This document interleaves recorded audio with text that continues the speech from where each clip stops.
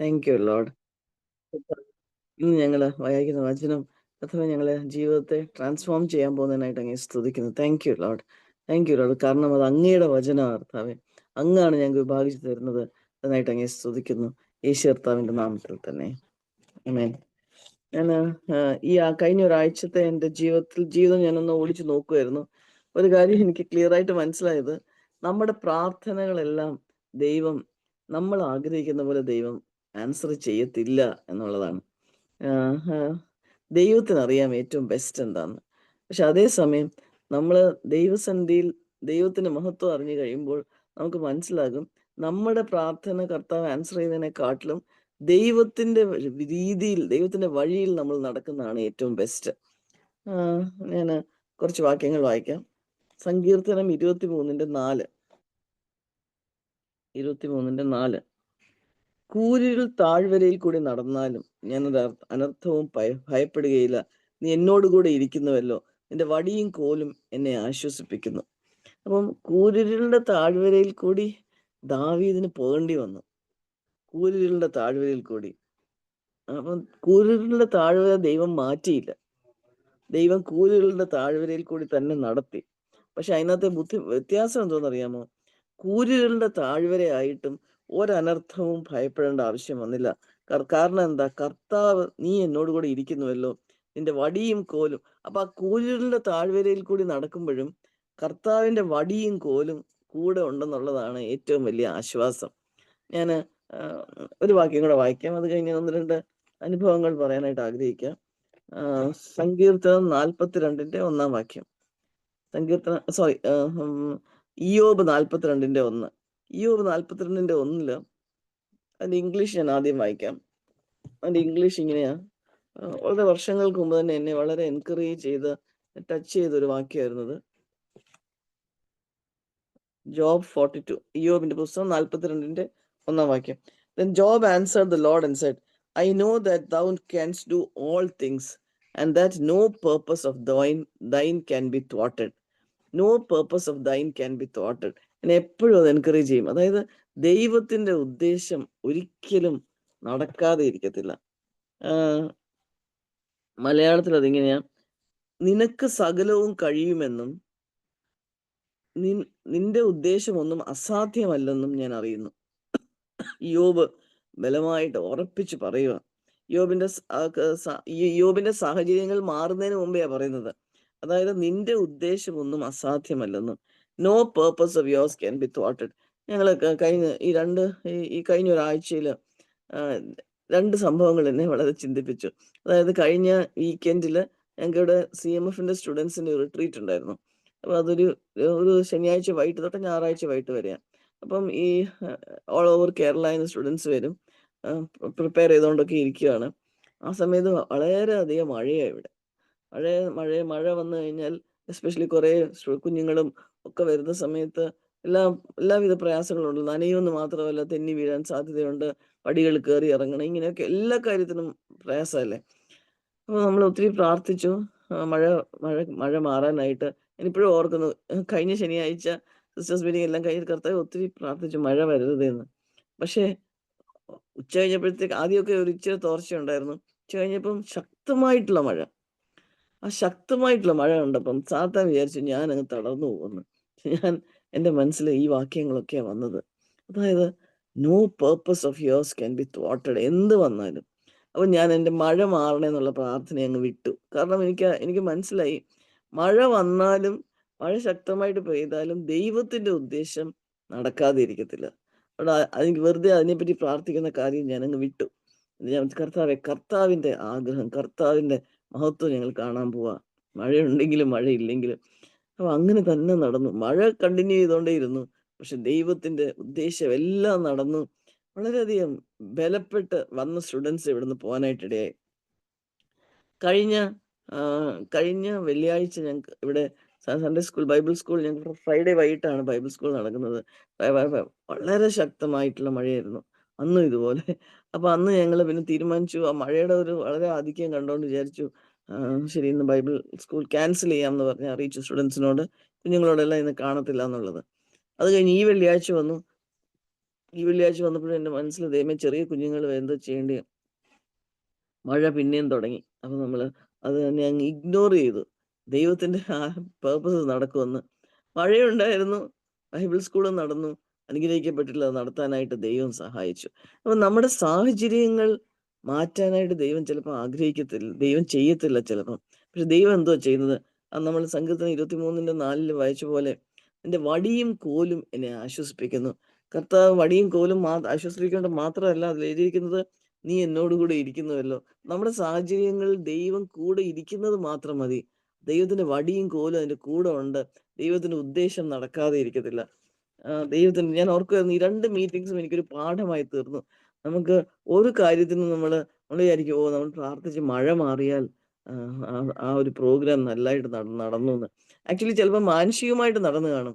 പക്ഷെ അതിനേക്കാട്ടിലും പ്രാർത്ഥിക്കേണ്ടത് ദൈവത്തിന്റെ ഒരു ആത്മീയ അനുഗ്രഹം ആ ഒരു മഴ പോലെ ആ മീറ്റിംഗിൽ വരണം, അല്ലെങ്കിൽ നമ്മൾ ഉദ്ദേശിക്കുന്ന പ്രോഗ്രാമിൽ വരണം എന്നുള്ളതാ.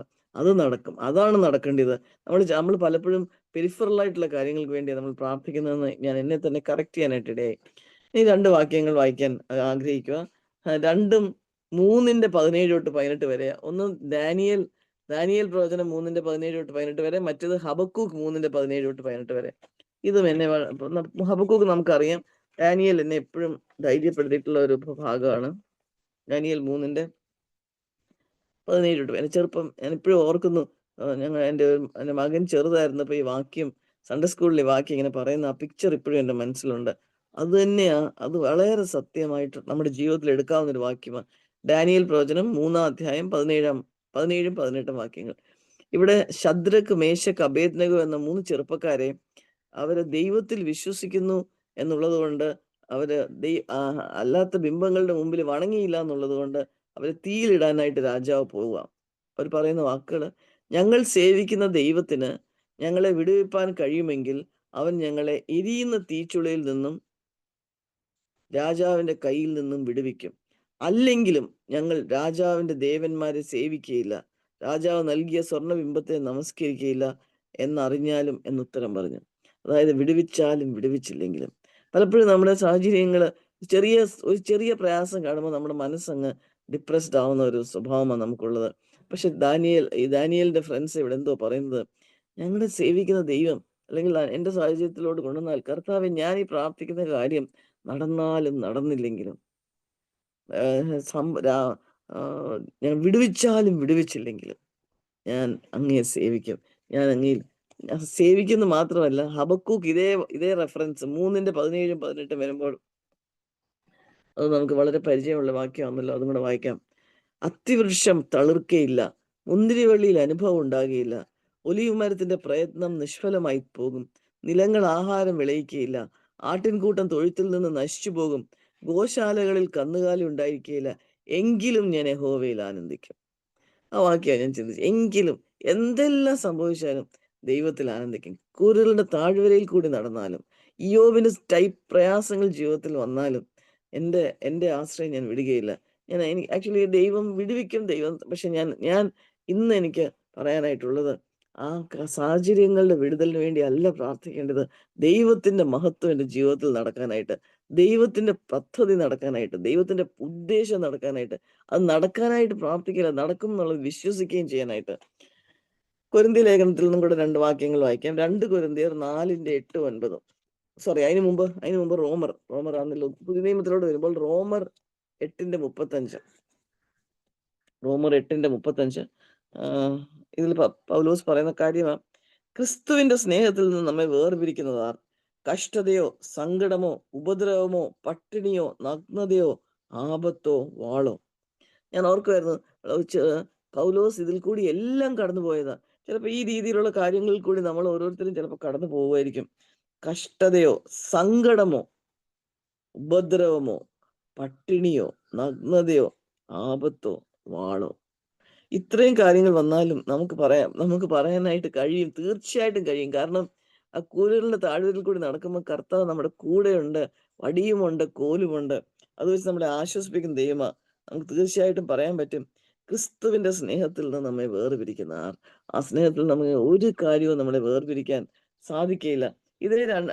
അടുത്ത ബുക്ക് 2 കൊരിന്ത്യർ 4:8 എട്ടാം വാക്യം 9 വാക്യം. ഇതിങ്ങനെയാ പറയുന്നേ.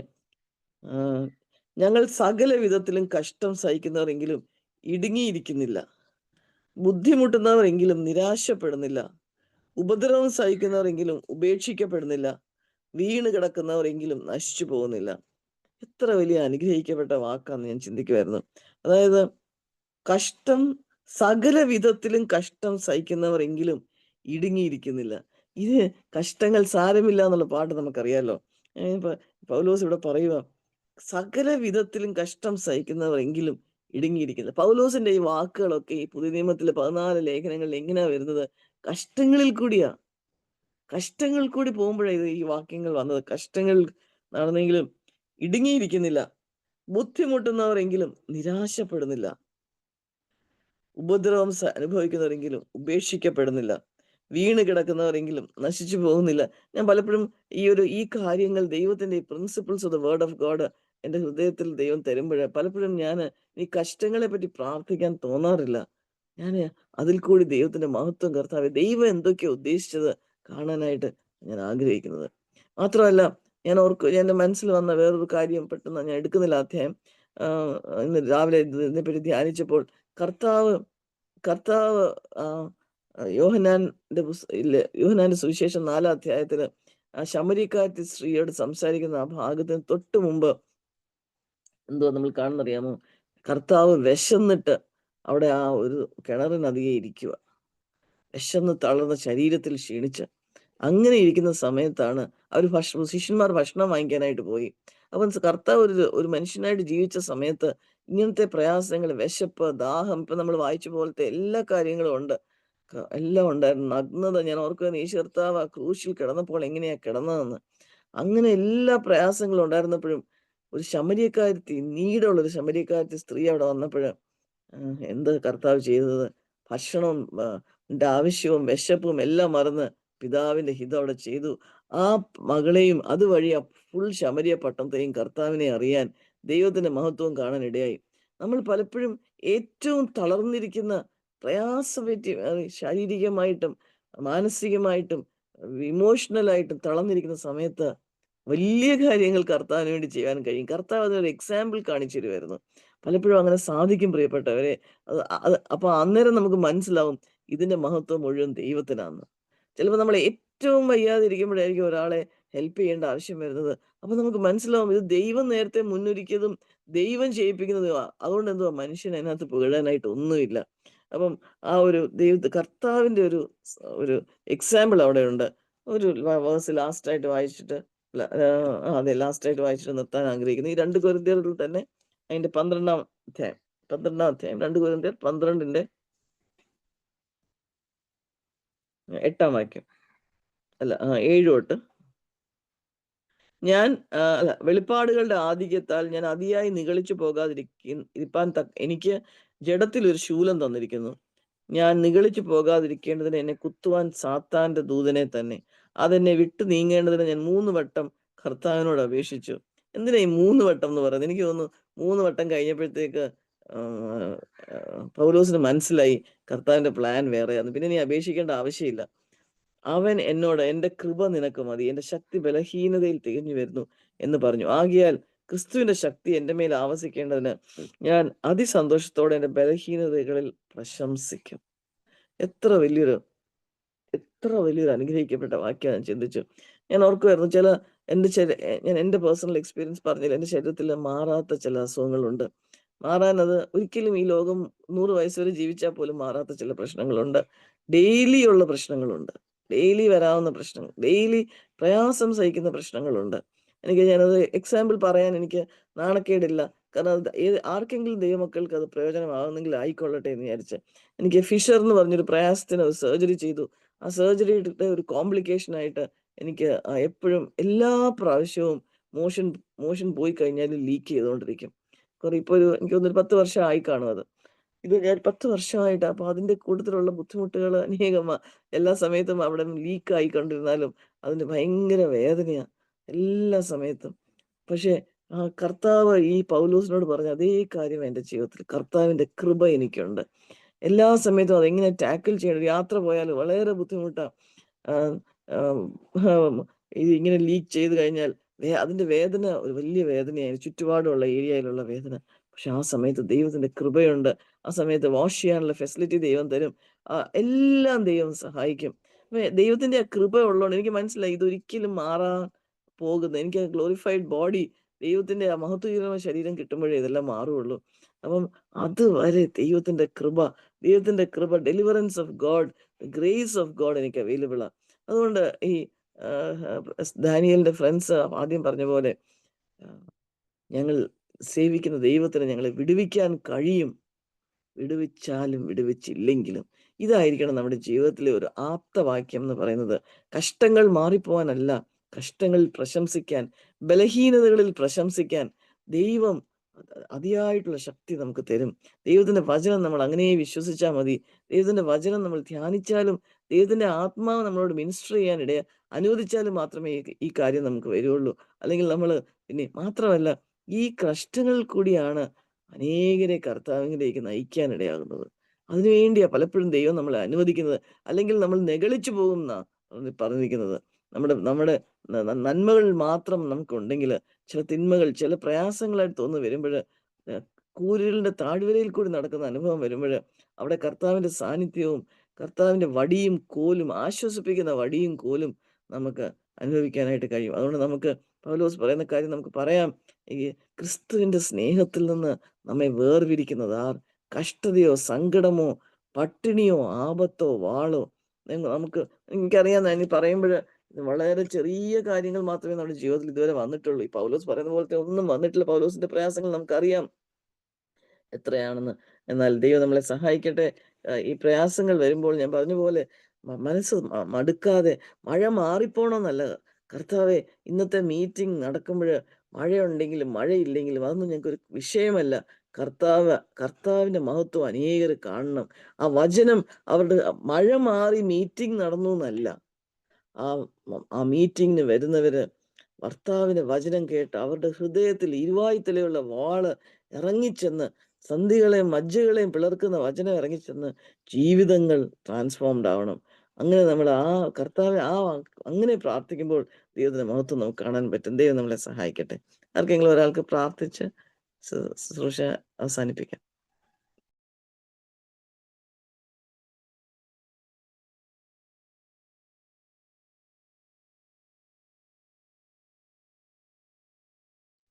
സ്തോത്രം കർത്താവേ, സ്തോത്രം യേശുവേ, സ്തോത്രം. നല്ല സമയത്തിനായി സ്തോത്രം ചെയ്യുന്ന കർത്താവേ, ഞങ്ങളെ ക്രമീകരിക്കുവാൻ, ഞങ്ങളെ ശുദ്ധീകരിക്കുവാൻ പിന്നെയും ഞങ്ങൾക്ക് വചനം നിന്റെ മകളിലൂടെ തന്നതിനായി നന്ദിയോട് സ്തോത്രം ചെയ്യുന്നു കർത്താവേ. എല്ലാം അങ്ങയുടെ ഹിതമാകുന്നില്ല. അങ്ങ് സ്നേഹിക്കുന്ന ഞങ്ങൾക്ക് വേണ്ടി അങ്ങ് ഓരോ കാര്യങ്ങളും ഞങ്ങൾക്ക് വെളിപ്പെടുത്തി തന്ന കർത്താവെ, അതനുസരിക്കുവാനുള്ള കൃപ പിന്നെയും ഉയരത്തിൽ നിന്ന് നൽകി തെരുമാറാകണമേ എന്ന് ഞങ്ങൾ അങ്ങയോട് പ്രാർത്ഥിക്കുന്നു കർത്താവെ. വചനം കേട്ട് അനുസരിക്കുന്നവരായി തീരണം എന്നാകുന്നുവല്ലോ. ഹല്ലേലൂയ. അപ്പോൾ അങ്ങ് ഞങ്ങളുടെ രക്ഷകനും അങ്ങ് ഞങ്ങളെ വീണ്ടെടുത്ത് രക്ഷിച്ചതിനുമാകയാൽ ഞങ്ങൾ അങ്ങയെ വാഴ്ത്തുന്നു, സ്തുതിക്കുന്നു, സ്തോത്രം ചെയ്യുന്നു. അങ്ങയുടെ സ്നേഹത്തിനെ ഓർത്ത് സ്തോത്രം ചെയ്യുന്നു. ഈ സമയത്തിനായി സ്തോത്രം ചെയ്യുന്നു. നിന്റെ മകളെ ഇത്രത്തോളം ശക്തീകരിച്ചതിനായി, ബലപ്പെടുത്തിയതിനായി നന്ദിയോട് സ്തോത്രം. പിന്നെയും നിന്റെ വചനം പകർന്നു തരുവാനുള്ള കൃപ അധികമായി കൊടുക്കണമേ എന്ന് പ്രാർത്ഥിക്കുന്ന കർത്താവെ. ജോലി ചെയ്യാൻ പോകുന്നിടത്തൊക്കെയും നിന്റെ സാന്നിധ്യം, വാഹനം ഓടിക്കുമ്പോഴൊക്കെയും കൂടെ ഇരിക്കണമേ. കടന്നു വന്ന ഓരോരുത്തരെയും കർത്താവെ ഞങ്ങൾ അനുഗ്രഹിച്ച് പ്രാർത്ഥിക്കുന്നു. പൂർണ്ണമായി ഏൽപ്പിക്കുകയാണ്. ഓരോരുത്തരുടെ ആവശ്യം എൻ്റെ സ്വർഗത്തിലെ അപ്പച്ചൻ അറിയുന്നുണ്ടല്ലോ അപ്പാ. അങ്ങ് ശാന്തതയും സമാധാനവും ഓരോരുത്തരുടെ ഉള്ളിൽ കൊടുത്ത് അനുഗ്രഹിക്കണമേ എന്ന് പ്രാർത്ഥിക്കുന്നു കർത്താവെ. ഞങ്ങളെ പൂർണ്ണമായി അവിടുത്തെ കരങ്ങളിലേക്ക് ഏൽപ്പിക്കുന്ന കർത്താവെ. മഹത്വം എല്ലാം അങ്ങേക്ക് നൽകി തരുന്നു. പ്രാർത്ഥന കേട്ടതിനായി സ്തോത്രം. യേശുവിന്റെ നാമത്തിൽ തന്നെ സ്വർഗീയ പിതാവേ, ആമേൻ. Amen. Praise the Lord.